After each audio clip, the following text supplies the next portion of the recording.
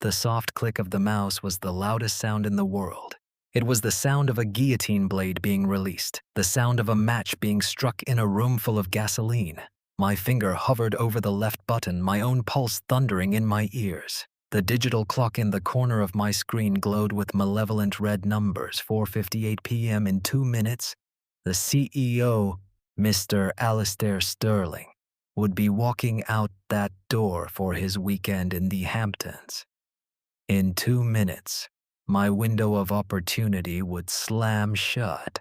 For 3 weeks, I had lived a double life. By day, I was a Lara Vance, a senior compliance analyst for a multi-billion-dollar tech firm, a ghost in the machine who checked spreadsheets and cross-referenced invoices. By night, I was a forensic accountant, a digital bloodhound hunting a phantom. It started with a whisper, a rounding error on a quarterly report that was too perfect, too clean. A single thread I couldn't resist pulling. And as I pulled, the entire tapestry of our company's finances unraveled in my hands. The report attached to the email was my life's work, condensed into 37 pages of irrefutable proof. It was a roadmap of a 3-year-long heist, meticulously planned and executed by the one man everyone trusted implicitly, our chief financial officer, Marcus Thorne. He was the golden boy, the charismatic leader who charmed the board and dazzled investors. He was also a thief on a grand scale. The report detailed every ghost invoice, every shell corporation, every rerouted wire transfer. The grand total was $2.3 million. Gone.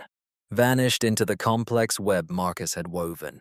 The clock ticked to 4:59 p.m. This was it. I had to do it now. If I waited until Monday, he would have time to react. Marcus was smart. He had eyes and ears everywhere. If he caught even a whiff of what I was doing, those files would disappear. The digital trails would be wiped clean, and I would be the one facing professional ruin, branded as a delusional conspiracy theorist. Submitting it now, at the last possible second on a Friday, was the only way. Sterling would get the notification on his phone. His curiosity would be piqued over the weekend, and by the time Marcus walked in on Monday, the gears would already be in motion. My hand trembled slightly. This wasn't just about my career. This was about a man who could destroy my life. Marcus had a wife and 2 kids he paraded at company picnics. He sponsored a little league team. He was the pillar of the community, and I was about to set a fire to all of it. I took a deep breath, the stale, recycled office air filling my lungs. I thought of the long nights, the sacrificed weekends, the constant, gnawing fear of being discovered. I thought of the company, of the thousands of employees whose pensions and paychecks depended on its integrity. I thought of my own name, my own professional ethics. I clicked the mouse. The email vanished from my outbox. A small message sent notification appeared for a fraction of a second. I leaned back in my chair, the worn leather groaning in the profound silence. I had just thrown a bomb into the heart of the company. Now all I could do was wait for the explosion, and the weekend was a special kind of torment. Every buzz of my phone sent a jolt of ice through my veins. Every unknown number was a potential threat. Every generic email a possible Trojan horse. I expected a call from Sterling's assistant, a furious text from Marcus, or worse, a quiet knock on my door from someone I didn't want to meet, but there was nothing. Just a deafening, terrifying silence from the corporate world. It was like shouting into a void and not even hearing an echo. By Saturday afternoon, the paranoia began to set in. Did the email even go through? Was it caught by a spam filter? Or worse, did Sterling see it, dismiss it as the ramblings of a disgruntled analyst, and forward it directly to Marcus as a joke? The thought made my blood run cold. I could already picture Marcus's cruel smile, the way he would publicly humiliate me before arranging my termination. I spent the day methodically preparing for war. I triple-backed up all my research onto 3 separate encrypted drives. I printed hard copies of the most damning evidence, the wire transfer confirmations to offshore accounts, the forged signatures on capital expenditure requests, and sealed them in a manila envelope. I left 1 copy with my sister with strict instructions. If you don't hear from me by 6 p.m. on Monday, you take this to the press. She thought I was being dramatic. I knew I was being prudent. Sleep was a luxury I couldn't afford. Sunday night felt like the eve of a battle.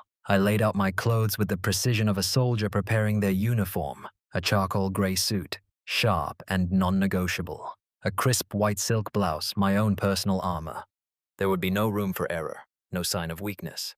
Then, at precisely 10:37 p.m. on Sunday night, my phone chimed. It wasn't a call or a text, but a single sterile email. The sender was Victoria Sterling's executive assistant. The subject line was simply meeting. The body of the email contained only one sentence. Mr. Sterling requires your presence in his office at 7 a.m. sharp tomorrow. Do not discuss this with anyone. 7 a.m. That was a full 2 hours before the office officially opened. It was a summons, not an invitation. This wasn't going to be a quiet chat. It was going to be an interrogation or an execution.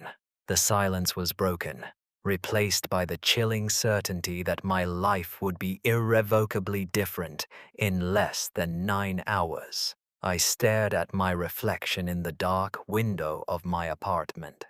The city lights glittered behind me like a distant, indifferent galaxy. The woman looking back at me was pale, and her eyes were wide with a mixture of fear and resolve. The click of that mouse on Friday was the end of Elara Vance, the quiet analyst. I had no idea who would be left in her place by Monday afternoon, but I knew I had to be ready to fight for her. The bomb had been armed. The timer was about to hit 0. I walked through the lobby at 6:45 a.m. The morning security guard, a cheerful man named Frank, gave me a quizzical look. "Burning the midnight oil, Ms. Vance?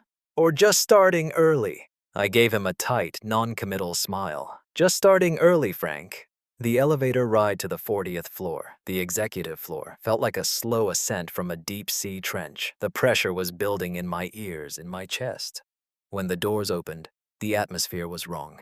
The air, usually still and silent at this hour, was thick with a tense, controlled energy. A few people I recognized from legal and human resources were clustered near the boardroom, speaking in hushed, urgent tones. They all stopped and stared at me as I passed, their eyes following me with a mixture of awe and suspicion.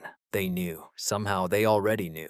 My destination was Sterling's corner office at the end of the hall, but I never made it there. My path was blocked by a scene I will never forget. The double doors to Marcus Thorne's office were wide open. Inside, 2 men in dark suits, clearly detectives, were methodically placing items from his desk into evidence bags.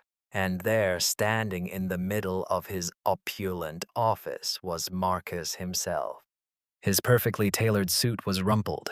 His usually tanned face was a sickly ashen gray. His hands were being cuffed behind his back by a uniformed police officer. He looked completely bewildered, as if he'd woken up in a nightmare he couldn't comprehend. Then his eyes scanned the hallway and locked onto mine. In that instant, the confusion in his expression vanished, replaced by a flash of pure, undiluted hatred. The look on his face wasn't one of a man caught. It was the look of a predator who had been outsmarted. He didn't say a word, but his eyes screamed a promise of retribution. He knew it was me. As they escorted him past, a murmur rippled through the onlookers. The great Marcus Thorne, the untouchable CFO, was being led out of his kingdom like a common criminal. I felt no triumph, no satisfaction, just a cold, heavy sense of gravity. The guillotine had fallen. Victoria appeared at my elbow, her face a mask of professional calm.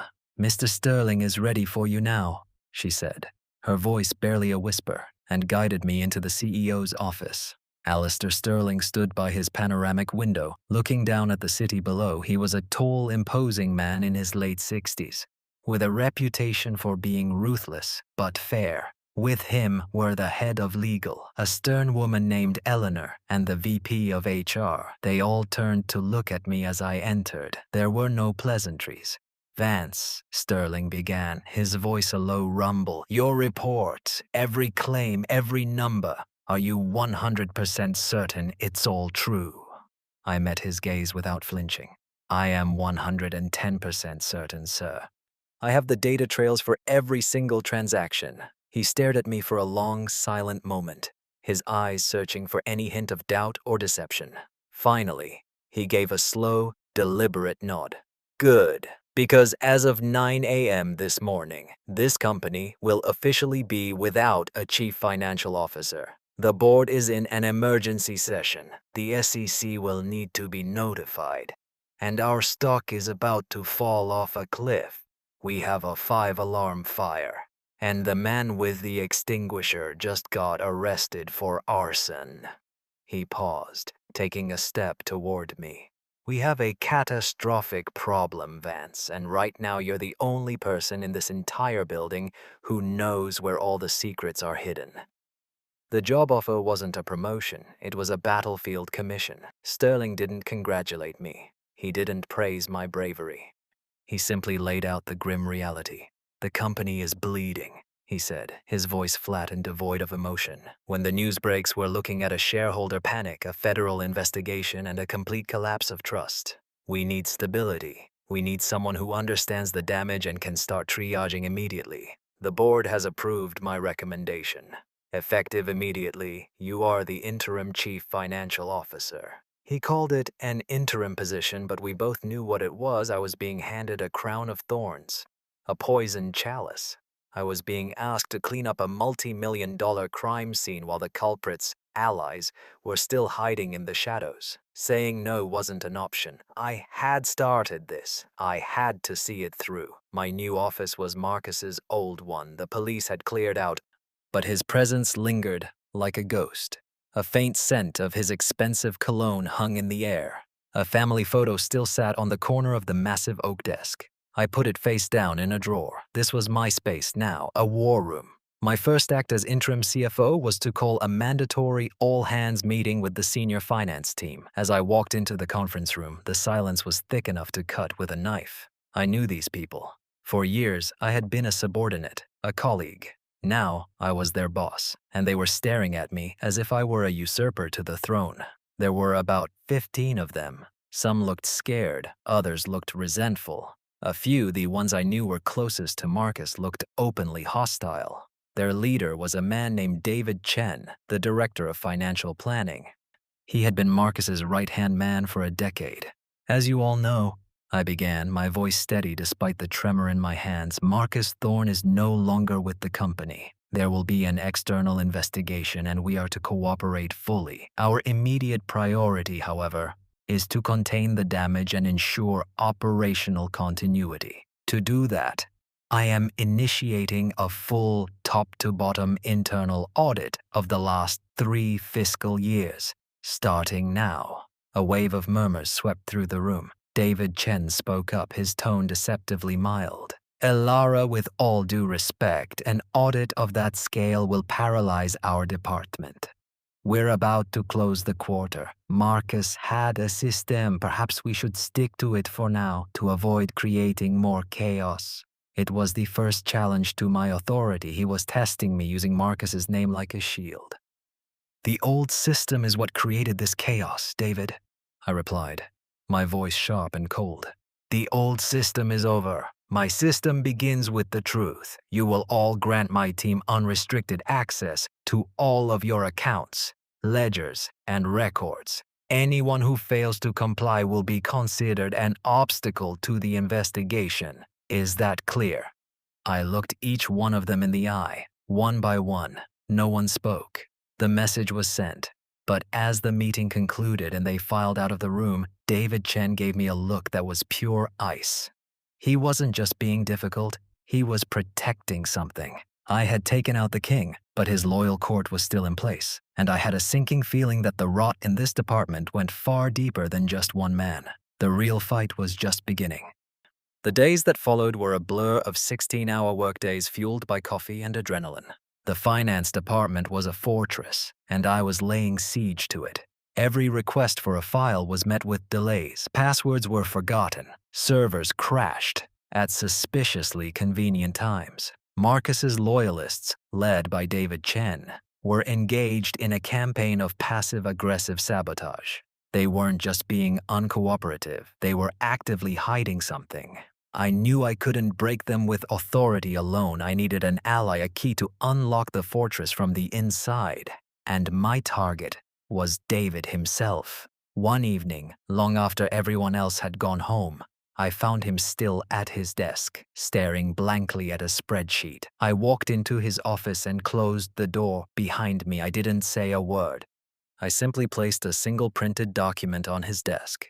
It was a capital expenditure authorization for $500,000 for server upgrades from a vendor I'd never heard of. The date was from 6 months ago. The money had been wired to an offshore account. The vendor was a shell corporation owned by Marcus, and the signature at the bottom authorizing the payment was clear and unmistakable. David Chen. David looked at the paper, then up at me, his face pale. Marcus told me it was an urgent, proprietary upgrade. He said the paperwork was just a formality. The FBI isn't going to care about what Marcus told you, David, I said softly. They're going to care about this signature. Marcus wasn't just stealing from the company. He was building a network of scapegoats. He was grooming you to take the fall for this part of the scheme. He left a trail of breadcrumbs, and every single one of them leads to your door. I let the words hang in the air. I could see the conflict in his eyes, years of loyalty to Marcus warring with the primal instinct of self-preservation. "What do you want?" he finally whispered. "I want the truth," I said. "I know Marcus had a separate accounting system, a shadow ledger.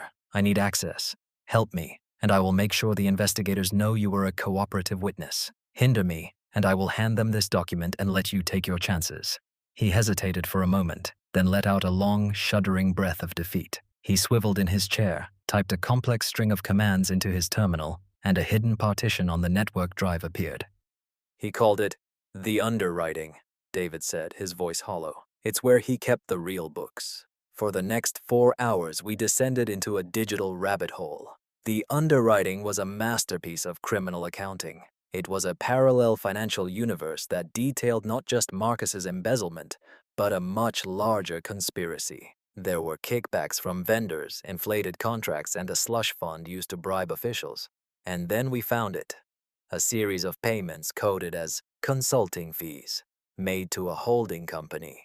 When I cross-referenced the holding company's registration, my heart stopped. It was owned by a sitting member of our own board of directors. Marcus wasn't a lone wolf. He was the treasurer for a whole pack of them. Just as this realization dawned on me, my desktop pinged with a new email. It was from an anonymous, encrypted address. There was no subject line. The body of the email contained only 7 words. "Stop digging. You are not untouchable." The threat was no longer implied. It was a direct, chilling promise. They were watching me, and they were telling me my life was in danger. The anonymous email was meant to paralyze me with fear. It did the opposite. It filled me with a cold, clear rage. They thought a threat would make me back down. They had mistaken me for a pawn when I had been playing the game of a queen all along. They had just made the fatal error of showing their hand. I didn't go to security. I didn't go to the police. They were inside the walls, and I couldn't trust anyone. Instead, I worked through the night with David, who was now a terrified but committed ally. We downloaded, copied, and encrypted every file from the underwriting. We created a complete, undeniable map of the entire conspiracy, connecting Marcus, the vendors, and the corrupt board member, a man named Lawrence Harrington. The next morning, I didn't walk into Sterling's office. I had his assistant call an emergency meeting of the entire board of directors for 11 a.m. I gave the reason as a critical update on the internal audit with immediate fiduciary implications. They couldn't refuse. I walked into that boardroom at 11 a.m. sharp. 12 of the most powerful people in the company sat around the polished mahogany table, including a very confident-looking Lawrence Harrington. Mr. Sterling sat at the head of the table, his face an unreadable mask. "Thank you for coming," I began, my voice ringing with clarity in the silent room, and as interim CFO, my audit has uncovered the extent of Marcus Thorne's activities. He embezzled $2.3 million. But I'm afraid that's not the real story. I clicked a button on my laptop and the projector screen behind me lit up. It showed the first slide, a complex web of transactions, shell companies, and names. "The real story," I continued, "is a systemic conspiracy to defraud this company of more than $15 million over 5 years. It involves kickbacks from 3 of our primary suppliers and a slush fund managed by Thorne. I clicked to the next slide, which showed the payments to Harrington's holding company. I didn't editorialize. I just presented the cold, hard facts: dates, amounts, and account numbers. And these consulting fees were laundered through a shell corporation owned by Mr. Lawrence Harrington. A collective gasp went through the room. Harrington's face went from a healthy tan to a waxy pale shade of white. He started to bluster, to object, but I cut him off. I have complete, unredacted transaction logs, emails, and Marcus Thorne's own private ledger, I said. My eyes locked on his. Last night, I received an anonymous threat, warning me to stop digging. I took the liberty of having the email's originating IP address traced. It came from a private server registered to a company owned by your son-in-law, Lawrence. Checkmate. The boardroom exploded. Sterling slammed his hand on the table and the room fell silent. His eyes were like chips of ice.